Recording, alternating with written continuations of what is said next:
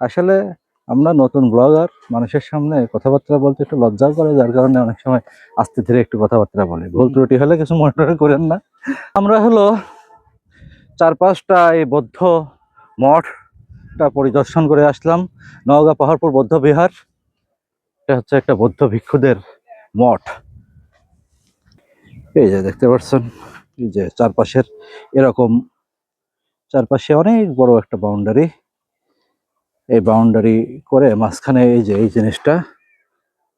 জিনিসটা, তো এটাও ঘুরে ফিরে দেখে আসলাম, আপনাদের সঙ্গে শেয়ার করবো। আর এই যে এদিক দিয়ে আমরা ঢুকেছিলাম, এখন আমরা তো রোমেল ভাই যেটা বলছে যে এই যে দেখাই, এই যে ওই সময়কার যে প্রাচীরগুলো, এটা অনেক চওড়া প্রাচীর।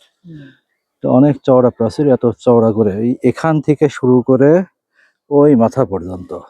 তো এই জায়গাতে যেই সৈনিকদের যে চৌকি বলা হয়, ওইগুলো বসানো হতো, যে বহির আক্রমণ থেকে।